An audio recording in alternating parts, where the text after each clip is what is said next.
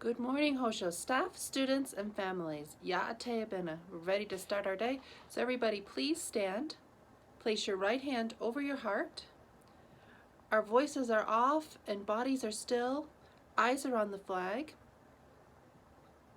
I pledge allegiance to the flag of the United States of America and to the republic for which it stands, one nation, under God, indivisible, with liberty and justice for all.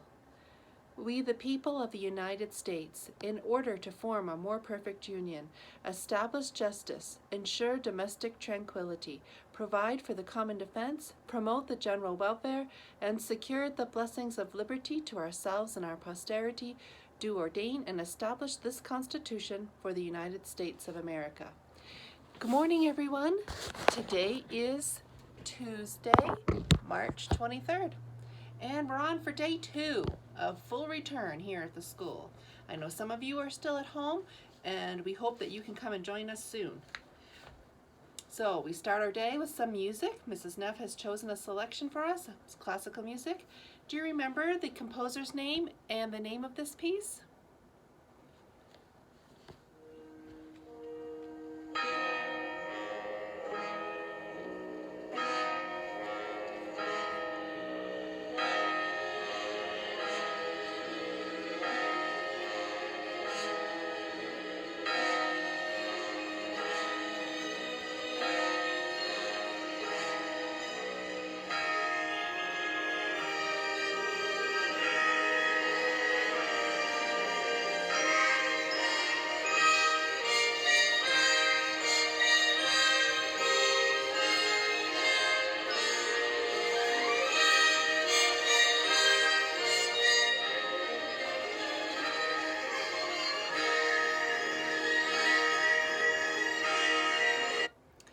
We said yesterday it was a distinctly Russian sound, right? And we wondered, what is a distinctly Russian sound?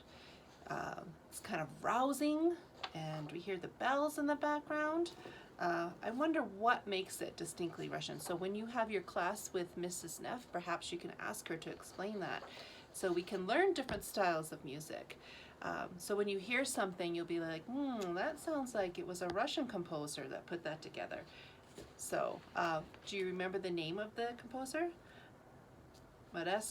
Mussorgsky. And the name of the piece?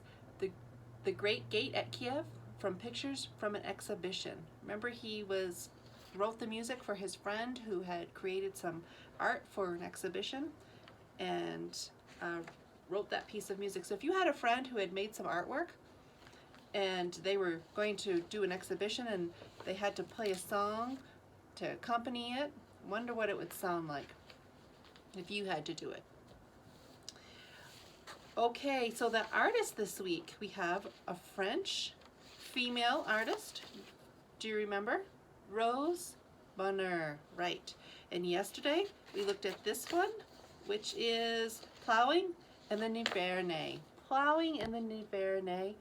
So this is what her image is. Remember, she is famous for painting animals in the French region of Bordeaux. And so here we have the horse fair. Have you ever been to a fair where they're selling animals? I bet you most of you probably have. Well, this is what it looks like when they're selling horses in Bordeaux, France in 1852 to 1855. It took her 3 years to paint this painting, the horse fair. Can you imagine taking 3 years? 3 years to make a painting. It's beautiful and it looks like a photograph. I'm not sure even if I tried for 3 years that it would look even nearly as good as that. But that's dedication, right? When you are crafting something and it's important, taking that time to make sure it's perfect and is the best that you can do. Taking 3 years to make one painting.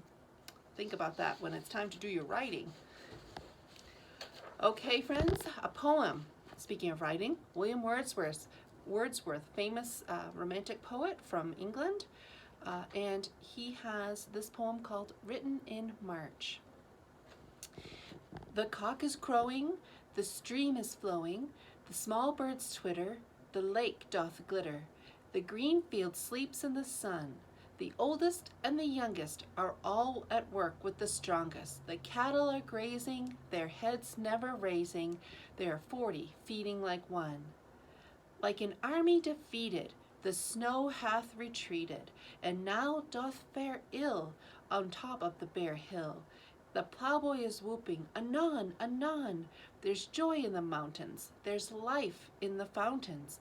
Small clouds are sailing, blue sky prevailing. The rain is over and gone. Isn't that a nice image when you think about the snow and its winter's coming to an end?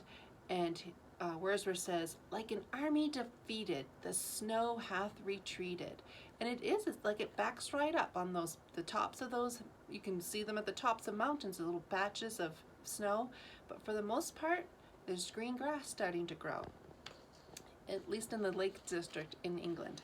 I think we're in for maybe one more good snow day, perhaps even tomorrow. We'll see what happens.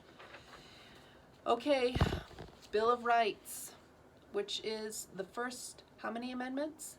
10 amendments to the U.S. Constitution. The laws of this land. It's in a unique situation when you are a citizen of the United States. You are part of the government. That's why we say, we the people of the United States. We are the government. We send representatives to vote on issues for us, but we, the people, elect those people to go and represent us.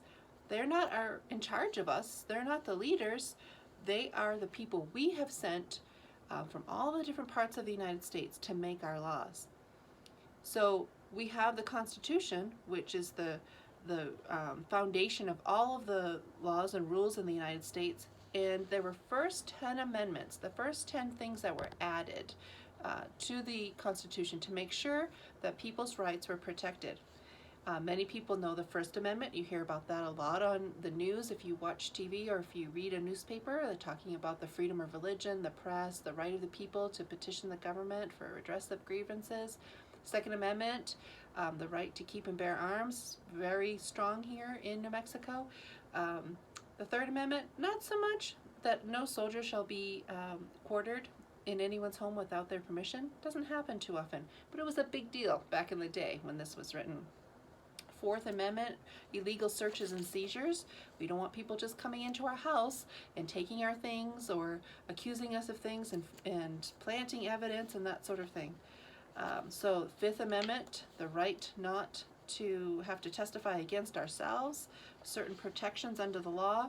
And then to the Sixth Amendment, the 6th and 7th, where we are today. We need to add 8, 9, and 10, but they're very short. So we're going to practice 6 and 7 for a little bit and then add 8, 9, and 10. So the 6th Amendment. In all criminal prosecutions, the accused shall enjoy the right to a speedy and public trial by an impartial jury of the state and district wherein the crime shall have been committed, which district shall have been previously ascertained by law, and to be informed of the nature and cause of the accusation, to be confronted with the witnesses against him, to have compulsory process for obtaining witnesses in his favor, and to have the assistance of counsel for his defense. 7th Amendment. In suits at common law, where the value in controversy shall exceed $20, the right of trial by jury shall be preserved, and no fact tried by a jury shall be otherwise re-examined in any court of the United States than according to the rules of the common law. All right, friends.